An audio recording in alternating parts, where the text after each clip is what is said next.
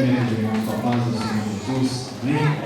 Glórias a Deus por mais esta rica oportunidade que o Senhor nos concede de estarmos na presença dEle. Aleluia. Glória a Deus por estarmos aqui. Você pode olhar para o irmão que está do seu lado e dizer assim: que bom que você está aqui. Que bom que você está aqui.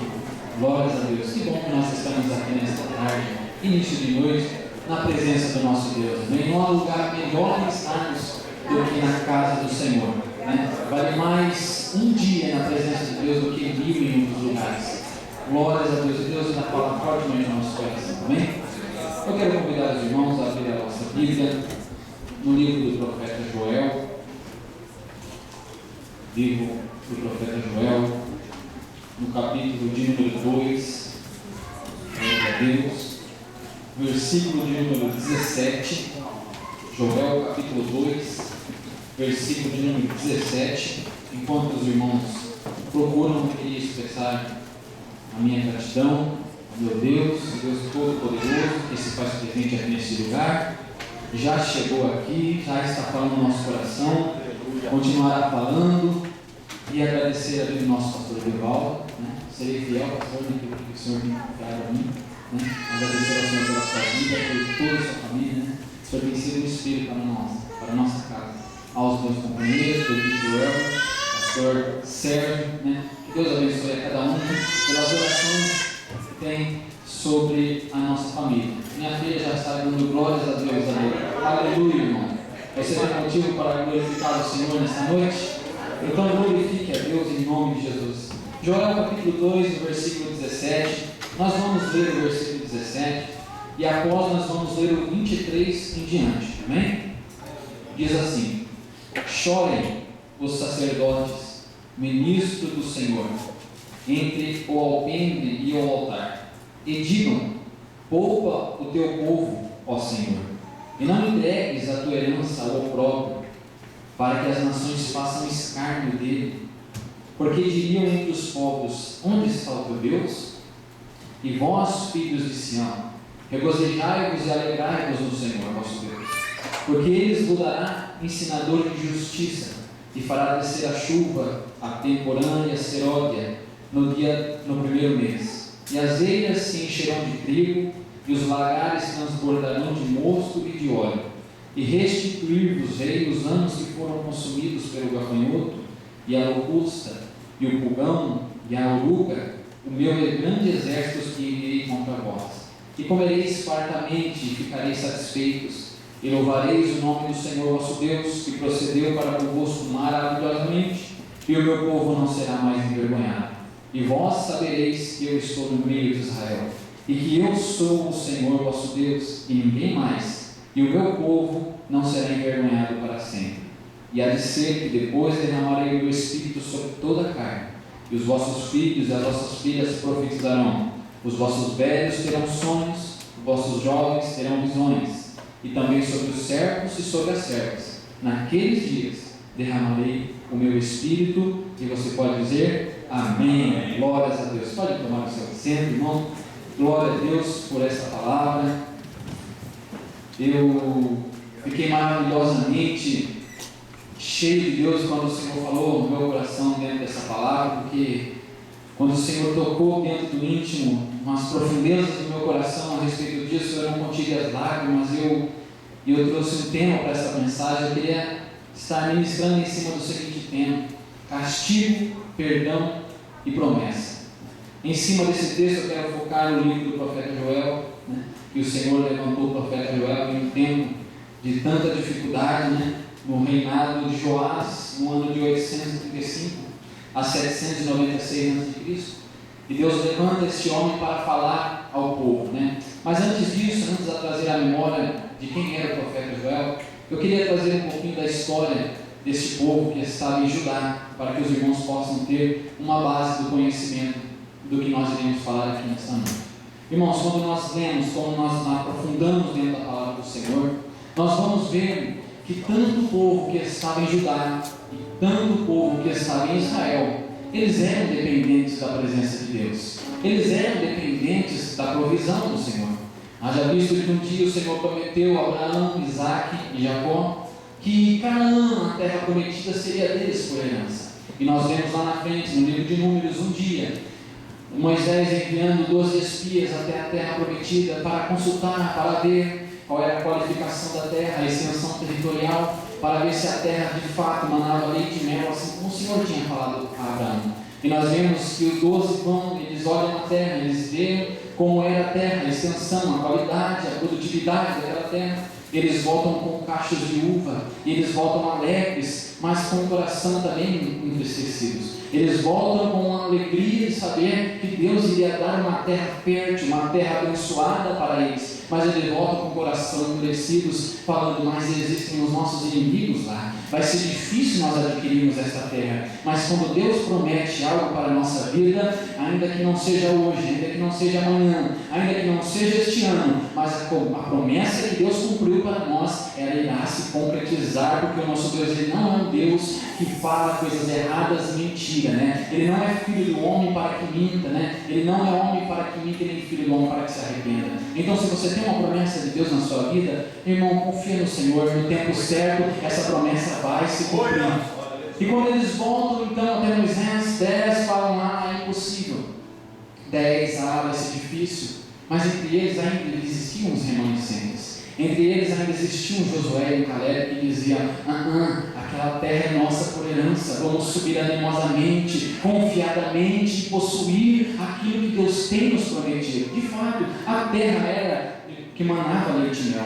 Mas quando nós vamos ler o livro de Joel, nós vemos ver que o povo era necessitado da terra. Por quê? Porque naquele tempo necessitava muito e eles trabalhavam em cima da agricultura, né? Existiam 2 tempos durante todo o ano: o tempo da cega e o tempo do verão. O tempo da cega compreendia em 6 meses do que? De plantações, né? Eles produziam, eles aravam a terra, eles colocavam os cereais sobre a terra e eles esperavam a chuva, porque a chuva, irmãos, é algo que não depende de nós. A chuva é algo que depende do Senhor, porque quando nós vamos ver o conhecimento através das nuvens e de todos aqueles conhecimentos, né, que como faz para formar a nuvem, como faz para que ela se encha de água e como faz para que ela desce sobre a terra, nós vamos ver que não é algo possível para o homem, porque o sol quem dá é Deus, a nuvem quem dá é Deus, a sombra quem dá é Deus. Nós vamos ver que Israel, quando passeava por meio do deserto, a coluna de nuvem era o Senhor que colocava em cima deles para que o sol do deserto não descesse sobre a vida deles. Então nós vemos que tudo está debaixo da soberania do Senhor. Os céus, a terra, o sol, a lua, a chuva, aquilo que nós comemos, aquilo que nós plantamos, aquilo que nós necessitamos, tudo vem da presença de Deus, tudo é dependente do nosso Senhor. Israel e Judá estavam totalmente separados. Israel em cima, reino do norte, Judá embaixo, reino do sul, Jerusalém, capital espiritual do mundo. Mas nós vemos que eles necessitavam da agricultura, eles necessitavam do tempo de cega, onde eles plantavam, onde eles semeavam. Ali eles semeavam o trigo, a cevada, eles enchiam as eiras de trigo, de mosto. Nos montes das oliveiras existiam os pés de oliveira para quê? Para poder produzir o azeite tão especial. Então aquele povo também, eles necessitavam das frutas, das vides, para quê? Porque o comércio de vinho era muito grande. Os vinhateiros, eles vinham sobre Judá para poder comercializar. Então todos esses cereais, todas essas coisas que eram plantadas, que eram colhidas, isso era para o seu próprio mantimento, mas também servia para a comercialização ao redor de todos aqueles lugares, de toda aquela terra.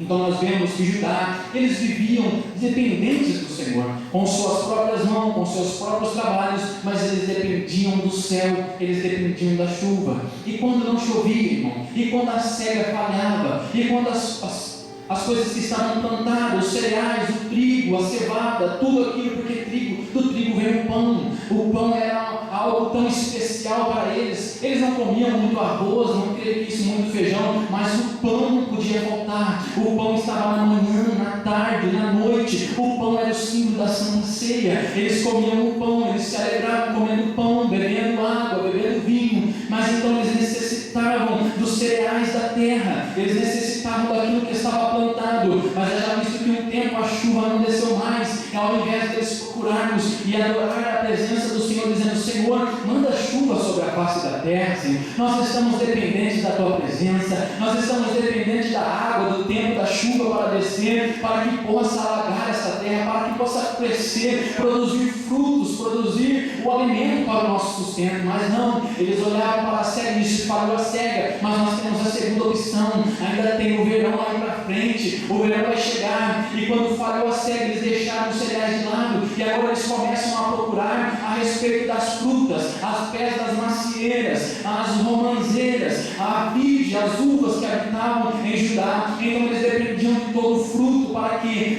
eles pudessem vender, comercializar, e na venda dos frutos eles compravam o seu alimento, o pão, o vinho, o azeite, através dos frutos. Então era dois tempos, a seca e o verão. Mas nós vemos que o povo ele estava distante de Deus. Segundo a primeira crônica, se não me engano, capítulo 24, no versículo 23, vai falar que nesses tempos, nesse dia, quem reinava sobre Judá era o rei Joás. E quando vamos ver a biografia deste homem, vamos ver que ele foi muito triste, porque a família real foi totalmente dissipada, foram mortos e somente sobrou ele. E ele agora muito novo, ele é puxado para o canto pelo sacerdote Joiada, e ele vai para o templo, ele é criado por aquele homem, e com 7 anos de idade, quando Joás está com 7 anos de idade, Joiada entendeu: ele é filho de rei, ele vem da linhagem do reinado, ele precisa reinar sobre Judá. E com 7 anos de idade, Joás começa a assumir o ministério, ele começa a assumir o reinado sobre Judá. E ele tinha um espelho, o espelho dele era no sacerdote,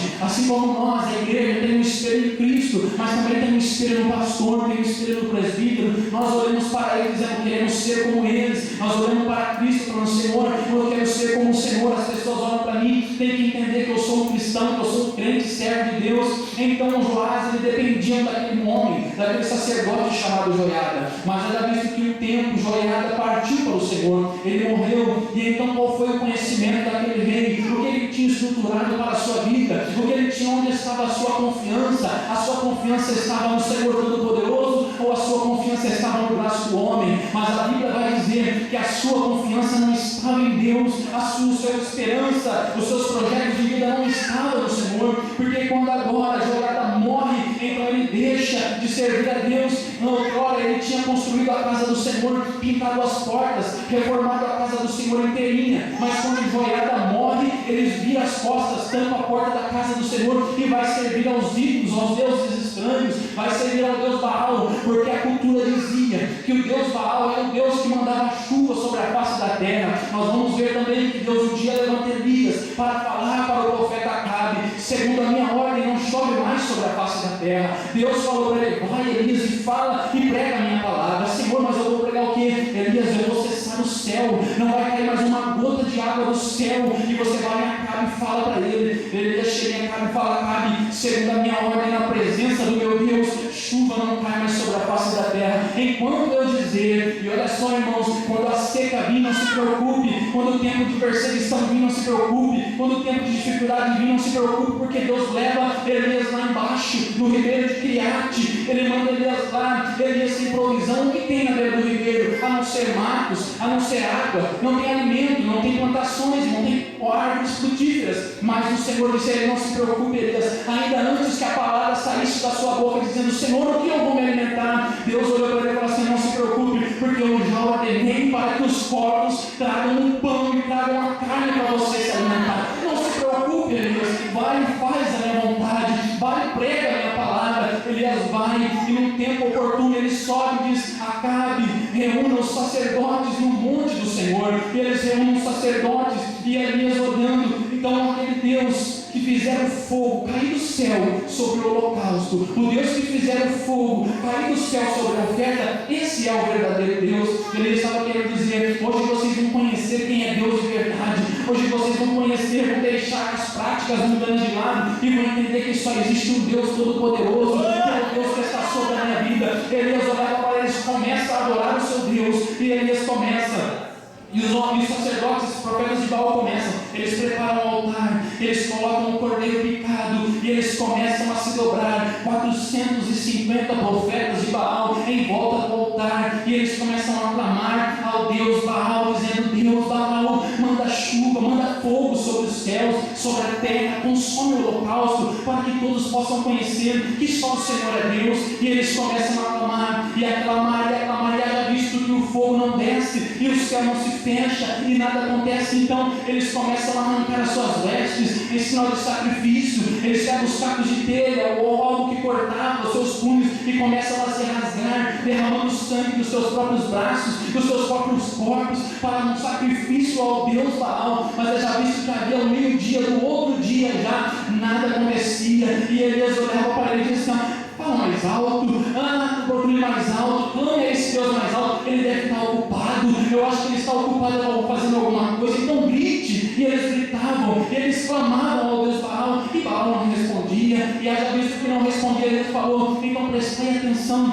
agora vai ver a prova do Deus Todo-Poderoso que fez os céus e a terra. Imagine, irmão, aqueles 400 profetas de Baal reunidos do lado de Elias. Elias preparado, Elias pega, ele começa a preparar o altar, 12 pedras simbolizando as 12 tribos de Israel. E então ele coloca o cordeiro sobre o holocausto, sobre o altar. E ele não pediu: Senhor, desce fogo agora, não, porque o altar daqueles povos estava seco. Se o fogo caía, qualquer pinguinho de fogo já queimava. Mas não, aqui Elias falou assim: agora traz 4 cântaros de água e joga sobre o altar, dizendo assim: se está difícil aqui sem água, eu vou derramar água aqui para ver que Deus é Deus do impossível mesmo. Ele faz o fogo descer em cima da água, o fogo sai sobre a água enxuga, lambe o holocausto. Então nós vemos que quando ele começa a clamar, ele faz uma oração. Não foi de meio-dia, não foi de 2 horas, não foi de um dia a sua oração. E ele começa a clamar, eu creio que não passou de 15 segundos, ele começa a clamar: Senhor meu Deus,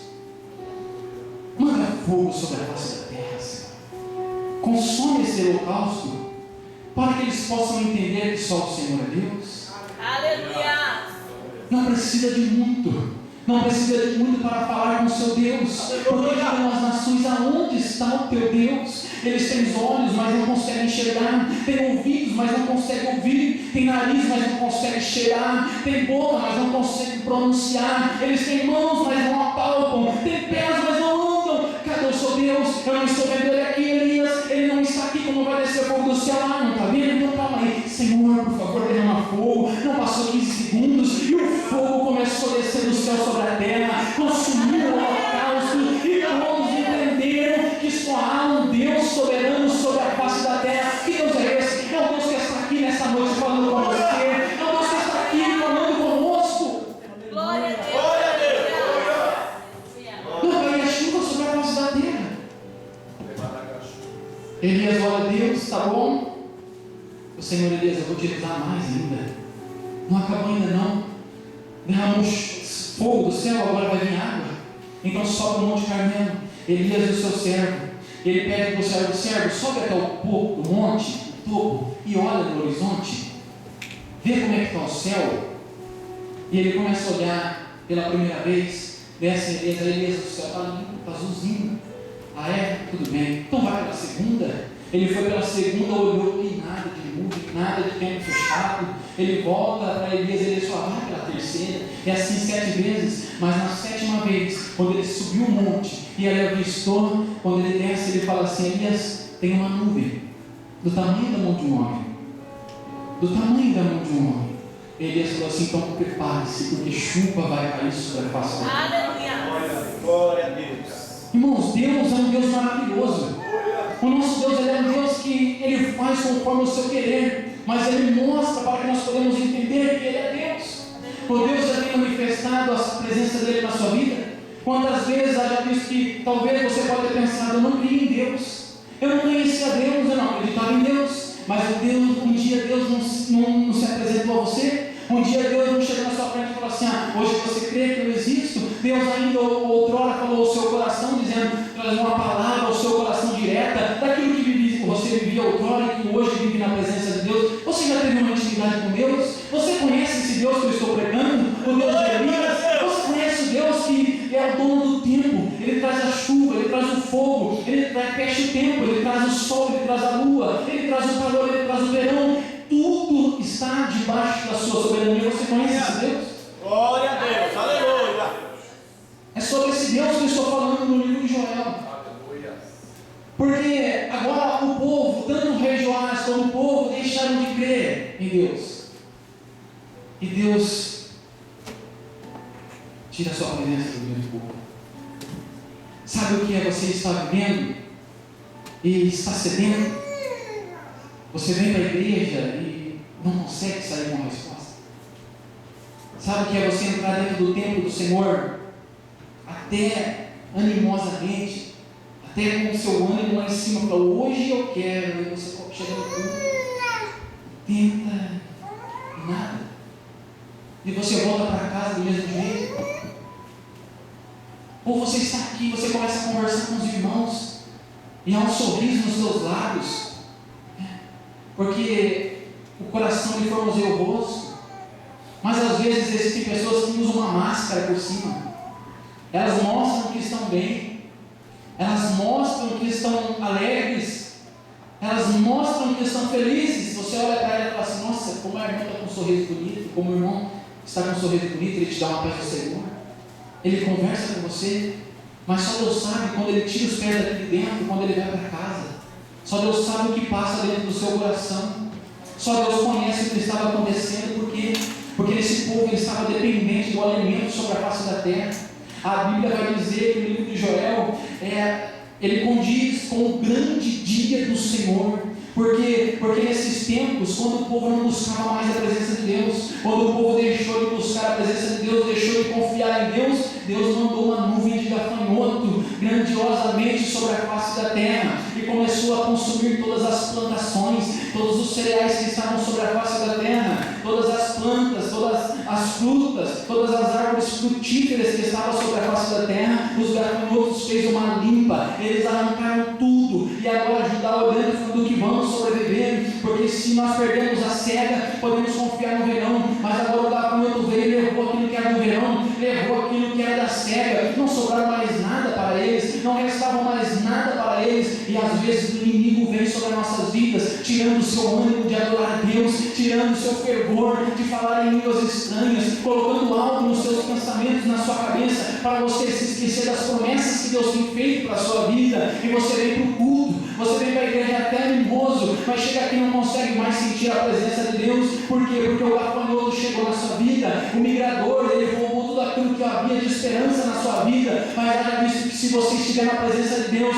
Ele ainda é um Deus de misericórdia, Ele ainda é um Deus de perdão. Eu estou falando sobre um tempo de castigo sobre a face da terra. Os gafanhotos vieram, enviados de Deus. Deus enviou os gafanhotos para tirar toda aquela base, aquela estrutura alimentícia que o povo de Judá tinha, para que eles pudessem entender que a condição dele, que as confianças dele não estavam nas coisas terrenas, não estavam nas suas condições monetárias, não estavam no dinheiro, não estavam no poder ou na religiosidade, mas estavam no Senhor. E eles deixaram a presença de Deus, abandonaram a presença do Senhor e começou a adorar outros ídolos. E nós vemos que Deus se retirou a sua presença do meio do povo. Entraram dentro do templo, mas não sentiram a presença de Deus. Pode isso? Pode acontecer isso? Entrar dentro da presença do Senhor e não sentir mais a presença dele? Pode. Irmão, não me mora na Bíblia. Ok, Apocalipse capítulo 3, versículo 2. Jesus se apresenta a João. João está levado em um tempo que ele não sabe dizer. Ele foi arrebatado aos céus e ele olha, alguém chama ele, ele olha e ele diz assim: quando virei para ver quem falava comigo, lá estava ele. E os seus cabelos eram brancos como a lã, e os seus olhos como chama de fogo. Aleluia. No seu peito, um cinturão traçado, o seu peito. As suas roupas eram vestes brancas como mais já vistas sobre a face da terra. E os seus pés eram uma lã tão reluzente que brilhava, e da sua boca saiu uma espada de 2 gumes que disse: João, escreve às igrejas. Não somente escreve, mas entende o que eu estou falando. Ele diz assim no capítulo 3, versículo 2: assim ao anjo que está na igreja de Sardes diz: escreve. Ainda eu sei as tuas obras, eu te conheço, eu sei que tu tens nome de que está na minha presença, eu sei que você tem nome que ainda tem a graça, você tem nome que está vivo, ainda tem nome, ou seja, vem para a igreja, ainda tem nome, ou seja, ainda tem a graça do Senhor, você tem nome, ou seja, ainda há um sorriso nos seus lábios, mas está morto, já morreu. Ou seja, o que ele está querendo dizer? Você superficiosamente, por fora, está bem, está alegre, mas por dentro a presença de Deus já não se faz mais presente na sua vida. Você vem para a igreja alegre, frutificando, alegrando, dando risada, mas não consegue mais sentir a presença de Deus.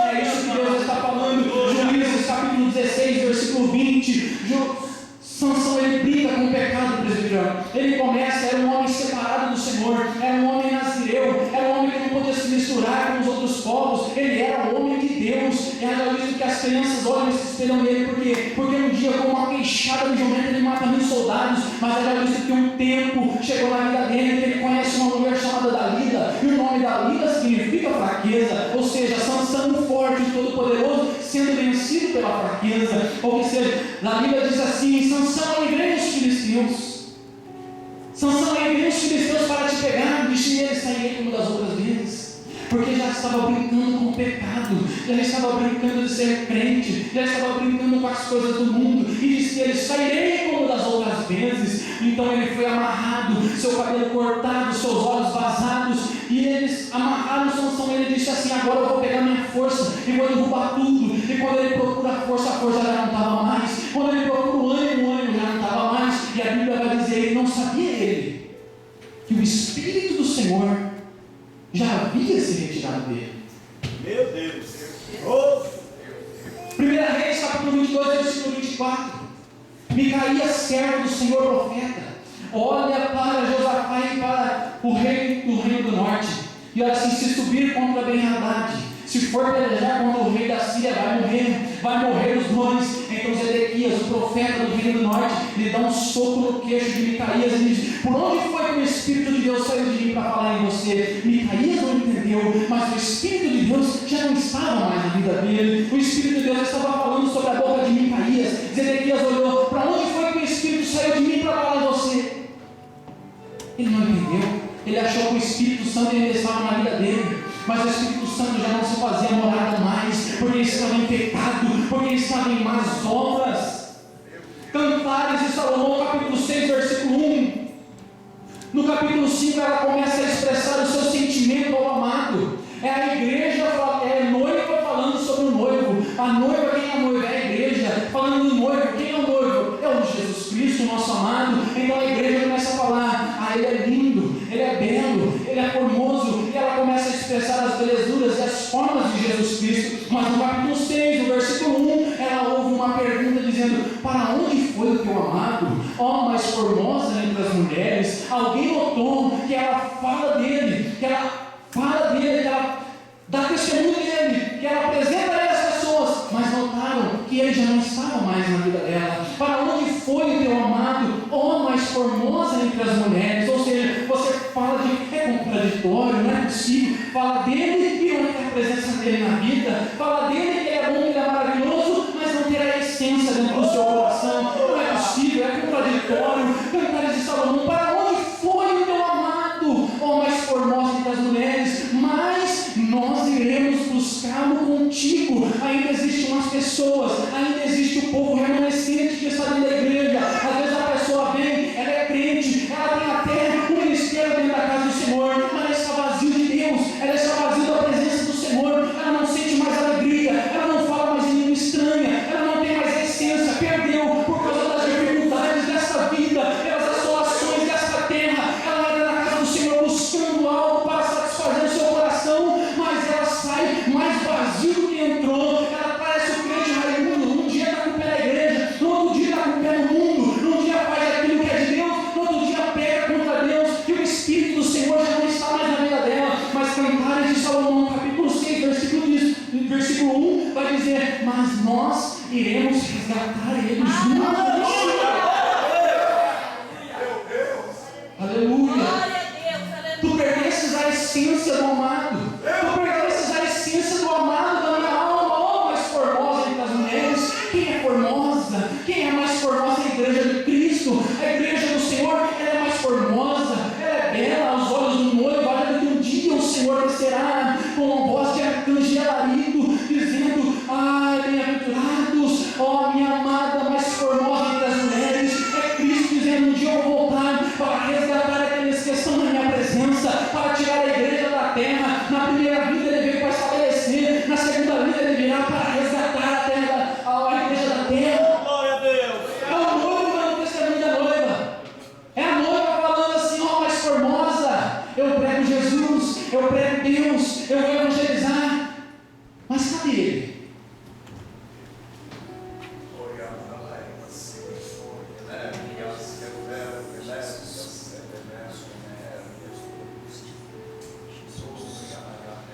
E nós iremos procurá-lo. contigo. Ainda tem os remanescentes na presença de Deus. Falar de missões é fácil. Quando falamos de missão, o primeiro pensamento é: ai, as fronteiras da face desta terra, ai, é o Canadá, é lá no Peru, é no mundo, é no Brasil, é aqui e ali. Mas nós estamos preocupados com as extensões territoriais de todos os quadrantes dessa terra, e estamos deixando de lado a essência de Deus na vida da pessoa que está do nosso lado. Nós estamos ofuscando nosso olhar nas coisas grandes, estamos deixando de olhar para o lado e ver o irmão que está aqui conosco, que está do nosso lado, mas não tem mais a essência do Senhor na sua vida. Ele necessita dessa presença, e nós olhamos: eu quero pregar no Canadá, eu quero pregar no Peru, eu quero fazer missões, mas está olhando para o lado, vendo necessitado. Não, mas eu quero ir lá, eu quero coisa grande. Mas Jesus está falando: ajuda o necessitado. Para onde foi o teu amado mais formosa que as mulheres? Ela diz: eu não sei, ele saiu, ele desceu para o seu jardim, mas então nós iremos contigo resgatá-lo. A igreja tem a missão de resgatar Jesus Cristo para a vida daquele que já não sente mais a presença de Deus. Você não tem a presença de Deus, olha para o irmão do seu lado e diz para ele: você está firme com Deus, irmão? Se ele fala: não, eu estou faltando, eu não estou sentindo ainda aquela essência, então fala assim: então eu vou te ajudar em oração, então eu vou colocar o teu nome na oração durante a semana.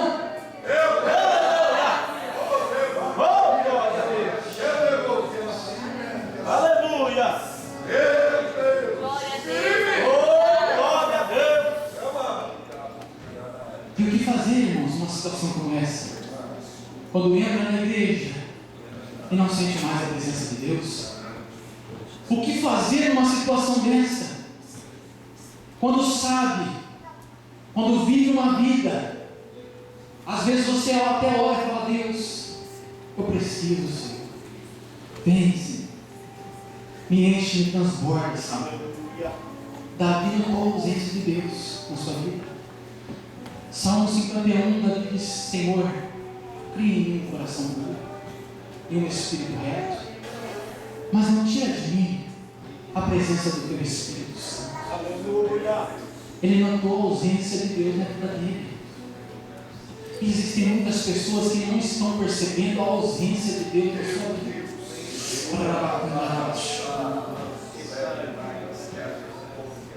Não estão entendendo a ausência do amado dentro da sua própria vida. É reconhecedor da Bíblia, é reconhecedor da palavra, mas ainda não está entendendo, não está sentindo a falta dele. Vive uma vida de qualquer jeito e fala: Senhor, eu preciso todo culto. Ele vem e fala: Senhor, eu preciso me encher, mas não vem força. Da onde vem? Eu quero até sair alegre da igreja, mas no meio da semana eu já estou do mesmo jeito. Nós iremos resgatar a presença contigo nessa noite. O que fazer numa situação como essa? E a Bíblia vai dizer: clamai ao Senhor, tocai as buzinas, buscai os sacerdotes, ministros do Senhor, pastores de igreja, presbíteros, diaconatos, cooperadores, ministros da igreja, proclamai um jejum e oração na presença de Deus. Rasgai não as vossas vestes, não, porque por fora é superficial, porque Deus ele não olha para aquilo que está por fora, mas ele olha para aquilo que está por dentro. Antigamente o povo rasgava suas vestes em sinais de sacrifício para ir na presença de Deus, mas Deus está falando assim: não rasga a veste não. Não rasga a veste não, porque para quem está vendo, você está fazendo um sacrifício, que para quem pode falar: ele está fazendo um sacrifício para Deus. Mas quando você vira as costas, e para mim, como é que é? Ele está entendendo que você está fazendo um sacrifício para mim. É Deus falando. Mas quando você sai da presença dele, quando você vem para mim, como é que está o coração?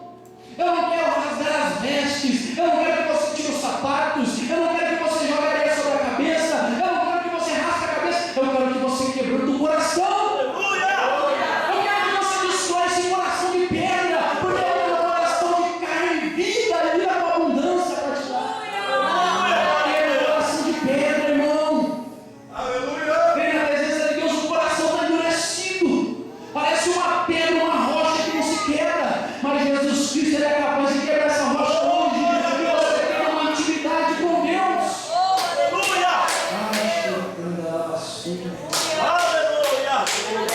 proclamar em jejum, ministros do Senhor, entrai na presença de Deus, chorem os sacerdotes, poupa o teu povo, ó Senhor, e não entregues a doença ao opróbrio.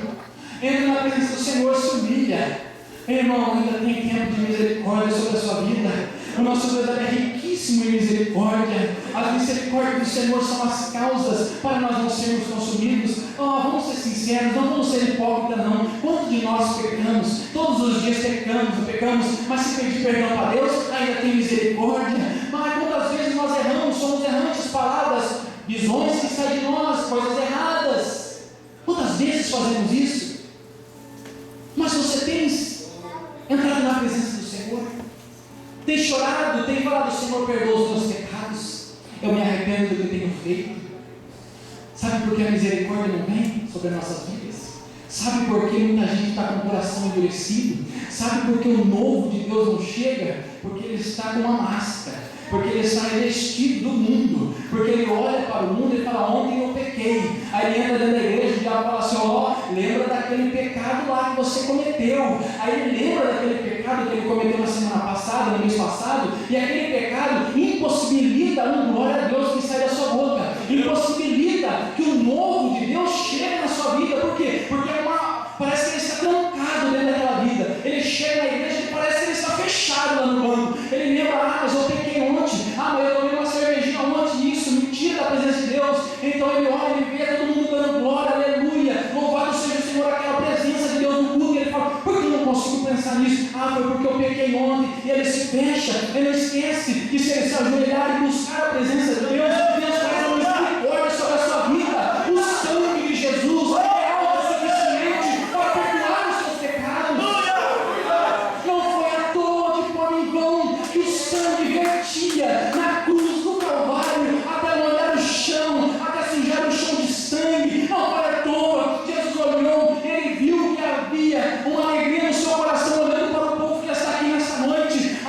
Senhor, eu estou em Getsemane, Senhor, se possível, passa de mim esse cálice, Senhor. Mas ele tem uma visão, ele olha nós aqui hoje no Ata, ele fala: não, mas eu vou para o Calvário, porque existe um povo que está lá no Ata. Um dia eles estarão dentro da igreja buscando a minha presença, e a minha palavra vai falar com eles. Eles vão entender que o meu sangue, que a minha vida na cruz do Calvário é autossuficiente para perdoar os pecados que eles estão vivendo. Então você está na presença do Senhor, às vezes está em pecado, às vezes está endurecido, às vezes está com o coração de pedra, mas Jesus está dizendo que o sangue já foi descido na cruz do Calvário, o perdão já chegou para te perdoar, a misericórdia já está aí. Ainda tem misericórdia, porque Judas não foi perdoado, porque Sansão está amarrado, com seus olhos furados, sem força, sem nada, e a oração dele: Senhor, me dá força para que morra eu e os filisteus. Jesus disse: amém.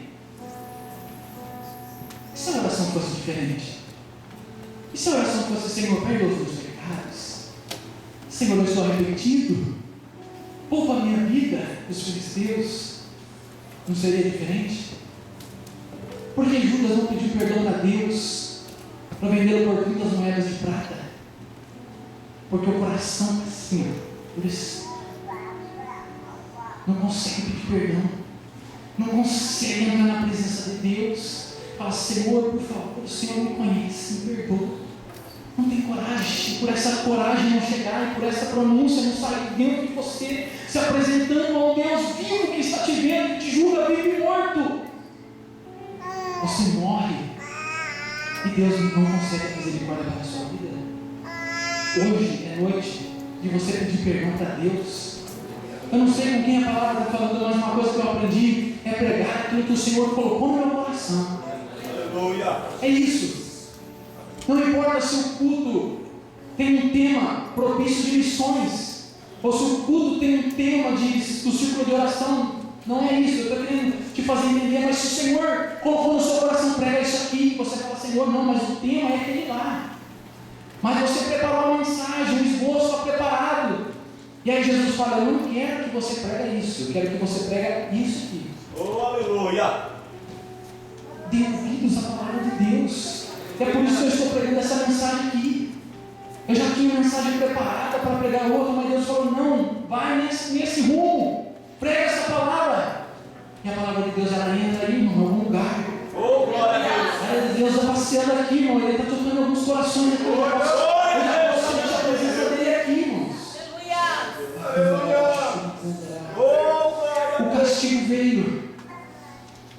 Se prostraram, choram os ministros, entram na presença de Deus, buscam. E quando buscam,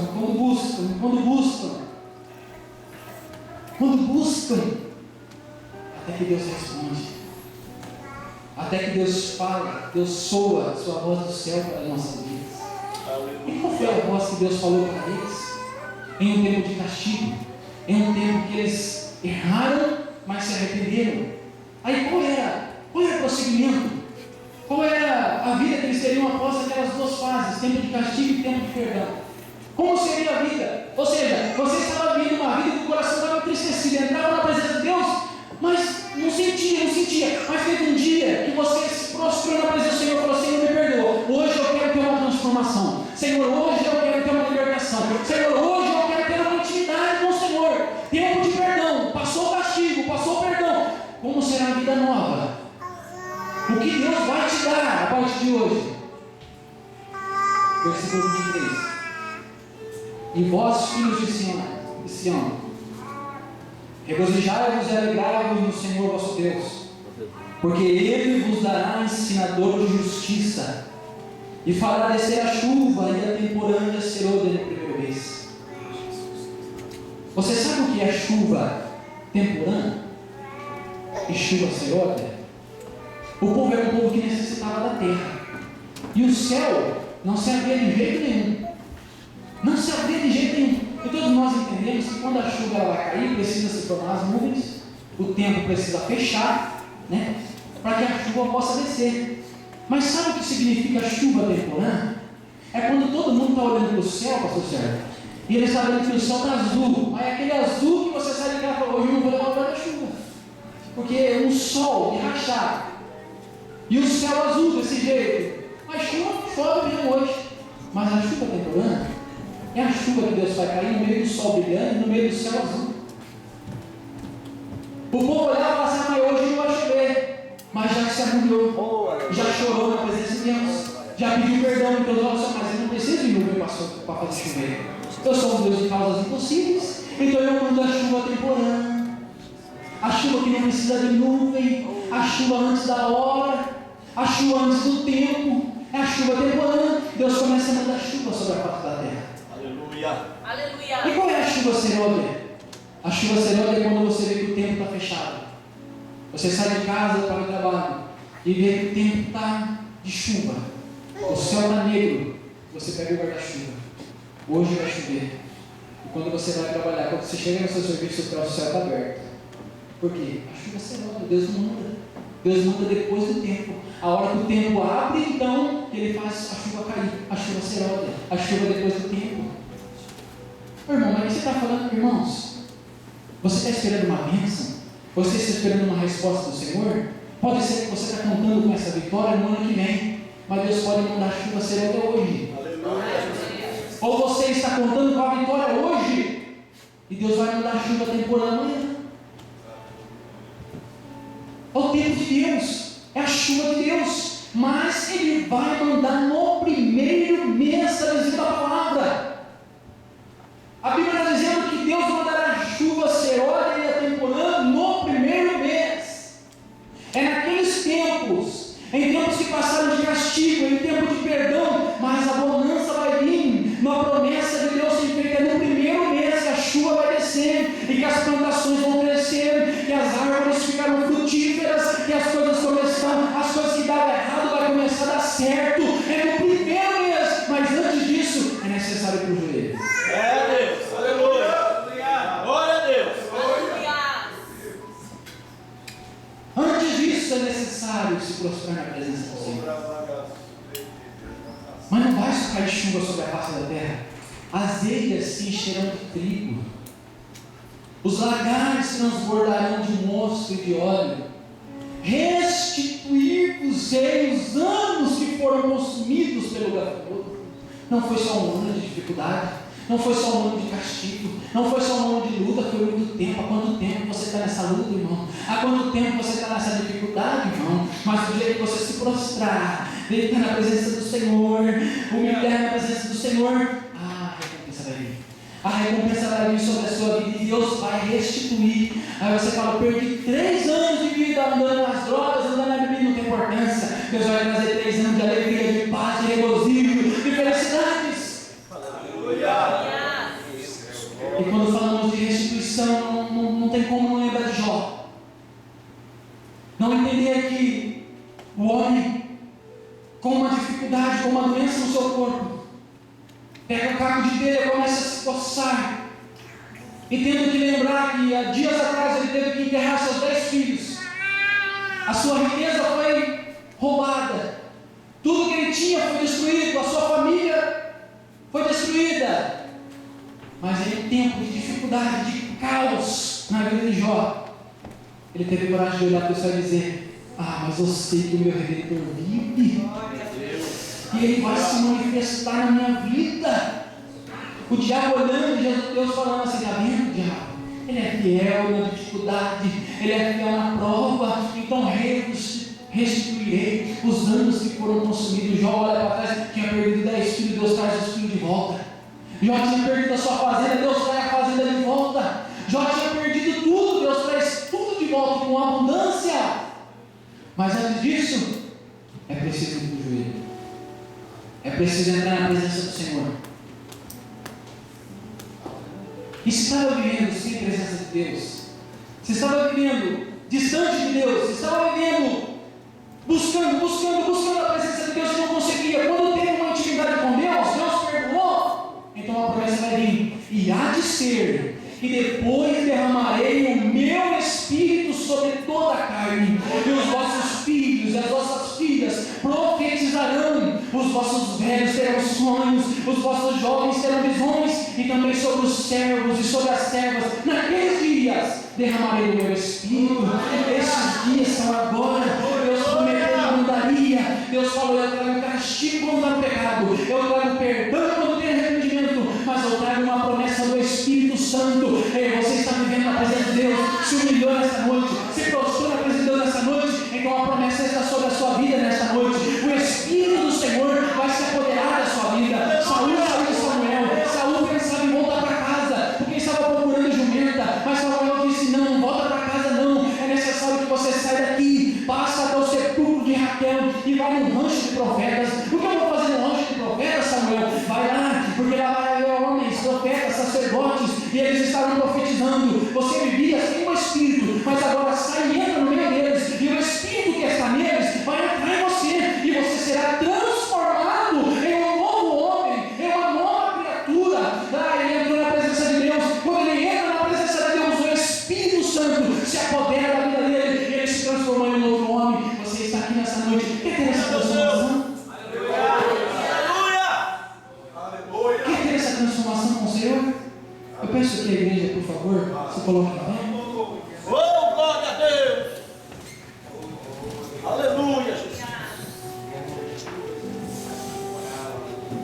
É isso mesmo, é tempo de chuva. É chuva. Os troncos estão secos. Ai, a terra está aqui, seca, sedenta de água. A vida está esvazia pelo pecado, pelos erros desta vida. Mas a água vai descer ainda. Ainda há um rio cujas correntes do Senhor alegram na sua presença. Ou seja, ainda há esperança para você, ainda há vida para você. Eu estou pregando aqui, irmão, um espírito de vida. É um espírito, hoje é dia de você deixar esse sepulcro, de você deixar esse sepultamento, colocar uma pedra lá do lado e falar: não quero mais. Hoje é dia de saltar para rumo à presença de Deus, uma promessa do Espírito Santo. Você não é batizado com o Espírito Santo, mas se prostrou, consagrou para Deus: eu quero. Hoje é dia de chuva cair do céu, o tronco está seco, a árvore está sem crescer, não há fruto sobre ela, mas quando a chuva descer, quando os ribeiros descer, então as águas começarão a tocar naquele tronco, a tocar naquela árvore, e aquele tronco ele começará a puxar, a absorver como uma espuma, ela absorve a água, e ela começa a nutrir os galhos, ela começa a nutrir, os galhos começam a ficar novos, os galhos começam a enriquecer, começam a criar cascas. Daqui a pouco os galhos já estão saindo, galhos de folha, a folha está saindo. Era só um tronco velho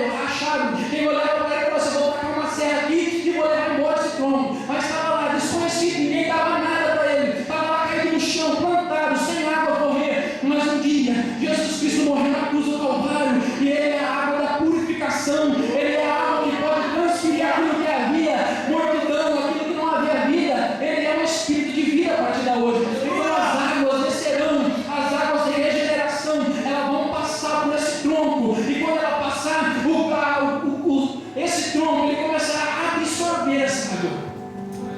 Ele começará a absorver, e essa água vai trazer saúde para a sua vida. Através dessa água, irmão, eu estou falando do Espírito Santo aqui. Essa água, ela vai fazer os frutos começar a nascer nas árvores. As macieiras foram cerradas pelo gafanhoto. As romãzeiras foram totalmente dissipadas pelo gafanhoto, pelo ligador. O inimigo passou e levou tudo que você tinha. Mas Jesus está falando aqui hoje: eu tenho uma água para te dar. Essa água vai renovar a sua vida. Essa água vai fazer um fruto nascer de novo. Eu quero perguntar: quem quer essa água? Quem está disposto a receber da água que Deus tem para você hoje? Você está necessitado de água, você está necessitado de transformação. E Jesus está falando no seu coração hoje: eu quero te transformar, eu quero dar o meu espírito, porque ele é sobre toda a carne.